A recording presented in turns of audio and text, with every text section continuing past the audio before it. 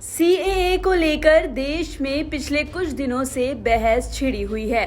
पक्ष विपक्ष एक दूसरे पर वार पलटवार कर रहे हैं। इसी को लेकर अब दिल्ली के सीएम अरविंद केजरीवाल और गृह मंत्री अमित शाह आपस में भिड़ गए। सुनिए पक्ष विपक्ष ने क्या कहा। वहाँ पे लगभग 2.5 से 3 करोड़ माइनॉरिटीज हैं, तीनों देशों के मिला के। अगर उनमें वो बहुत गरीब देश हैं, अगर ऐसे हमने अपने दरवाजे खोल दिए उनके लिए, देश के दरवाजे खोल दिए उनके लिए, अगर उन 2.5-3 करोड़ लोगों में 1-1.5 करोड़ लोग भी हमारे देश में आ गए, उनको कहां बसाएंगे? उनको कहां रहने की जगह देंगे? वहां उनको जॉब्स कहां से देंगे? नौकरियां कहां से देंगे? घर कहां से आएंगे? तो जाहिर तौर पे जो नौकरियां और जो रोजगार हमारे बच्चों को मिलने चाहिए, वो रोजगार तो वो ले जाएंगे। और जो इतने सारे, इतनी भारी हम तो दरवाजे खोल रहे हैं, इतने गरीब लोग वहां से उठ के आ जाएंगे बाकी पड़ोसी देशों से, इतने गरीब लोग उठ के।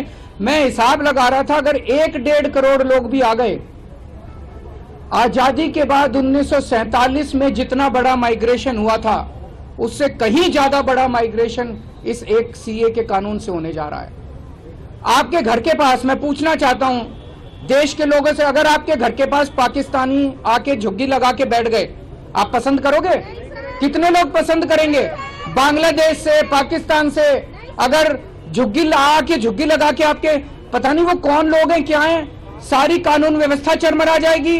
चोरियां, डकैतियां, बलात्कार बढ़ेंगे हमारे देश के अंदर, पूरी कानून व्यवस्था। और पता नहीं कैसे कैसे लोग आएंगे वहां पे। सुरक्षा व्यवस्था, हमारे देश की सुरक्षा व्यवस्था का क्या होगा? चारों तरफ दंगे फैल जाएंगे। ये क्यों लाए हैं कानून? बता रहे हैं बीजेपी केवल अपना वोट बैंक बनाना चाहती है। इन 1-1.5 करोड़ लोगों को लाके और अपना बीजेपी अपना वोट बैंक बनाना चाहती है। हमें दूसरे देशों से सीख लेनी चाहिए। यूके ने भी ये किया था, कनाडा ने भी ये किया था। कनाडा ने जो आया उसको दे दी नागरिकता। आज देखो कनाडा का क्या हाल हो रहा है। वहां पे पूरी कानून व्यवस्था चरमरा चुकी है, वहां की इकोनॉमी चरमरा चुकी है। अब उन्होंने रोक लगाई है कि औरों को नहीं लेंगे। हमारे देश के लोग तो देश छोड़ के जा रहे हैं।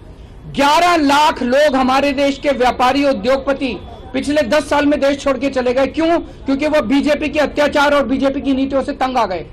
लाना है तो उनको लाओ ना, पैसे वालों को लेके आओ, जो हमारे देश में आके पैसे से फैक्ट्री खोलेंगे, व्यापार चलाएंगे, हमारे बच्चों को रोजगार मिलेंगे। आसपास के पाकिस्तान के, बांग्लादेश के, अफगानिस्तान, सारे गरीबों को पकड़ के, हमारे देश में कम गरीबी है क्या? पहले हमारे देश की गरीबी तो दूर कर लो। दिल्ली के मुख्यमंत्री अपने भ्रष्टाचार के उजागर होने से अपना आपा खो बैठे हैं। उनको मालूम नहीं है कि ये सारे लोग आ चुके हैं, आज भारत में ही रह रहे हैं। सिर्फ इनको अधिकार नहीं मिला है, वो अधिकार देने की बात है। 2014 तक जो आ गए, इनको नागरिकता देनी है। और इतनी ही चिंता है तो वो क्यों बांग्लादेशी घुसपैठियों की बात नहीं करते हैं? रोहिंग्यास का विरोध क्यों नहीं करते हैं? क्योंकि वो वोट बैंक की पॉलिटिक्स कर रहे हैं। दिल्ली के चुनाव उनके लिए लोहे के चने चबाने जैसे हैं, इसलिए वोट बैंक की पॉलिटिक्स कर रहे हैं। नौकरी का कहां सवाल है? वो ऑलरेडी यहां है। और बांग्लादेशी नौकरी का अधिकार नहीं मार रहे हैं क्या? रोहिंग्यास नहीं मार रहे हैं? इनके लिए तो आप कभी नहीं बोले भाई। सिर्फ जो हिंदू शरणार्थी आए हैं, जो बौद्ध शरणार्थी आए, जो जैन, पारसी और क्रिश्चियन शरणार्थी, इसी का विरोध कर रहे हैं। वो पार्टीशन के बैकग्राउंड को भूल गई हैं।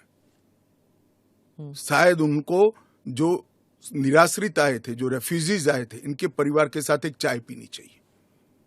अरबों खरबों रुपए की संपत्ति छोड़कर रेफ्यूजी बनकर यहां आए थे, दिल्ली के बाजार में सब्जियों की दुकान लगाई थी। मोदी जी ने विभाजन की विभीषिका का दिन मनाकर उसको हिस्ट्री का हिस्सा बनाया है। इन लोगों के मन में संवेदना नहीं है। धर्म के आधार पर इनके परिवार की महिलाओं का गौरव छीना जाए, अपमानित किया जाए, क्या करेंगे वो? इनकी वेदना हम भी नहीं सुनेंगे। 50 में आ गए, 60 में आ गए, 70 में आ गए, 80 में आ गए, आज भी नागरिकता नहीं है। बच्चों को अस्पताल में दाखला नहीं मिलता है, ढंग की नौकरी नहीं मिलती है, छुट भैया नौकरी करते हैं, अपने नाम से प्रॉपर्टी नहीं ले सकते हैं, मतदान नहीं कर सकते हैं। क्यों? क्या गुनाह है उनका? विभाजन का फैसला उन्होंने नहीं किया था, कांग्रेस पार्टी ने किया था। और उस वक्त सब ने कहा था कि जो आएंगे उसको हम नागरिकता देंगे। अब अपने वादे से मुकर जाना, मैं मानता हूं कि हमें तो कम से कम मंजूर नहीं है। इनकी संवेदनाओं को भारतीय जनता पार्टी भी महसूस करती है, इस देश के प्रधानमंत्री भी महसूस करते हैं और हम मानते हैं कि इनकी ये 75 साल की वेदनाओं का अंत कभी न कभी आना चाहिए। तो सुना आपने कैसे मुख्यमंत्री अरविंद केजरीवाल के बयान पर अमित शाह ने पलटवार किया है। अब देखना ये होगा कि इस मामले में आगे राजनीतिक पार्टियां क्या बयान देती हैं और केंद्र सरकार उन बयानों पर क्या जवाब देगी। नवोदय टाइम्स पंजाब केसरी के लिए दिल्ली से मरियम अली की रिपोर्ट।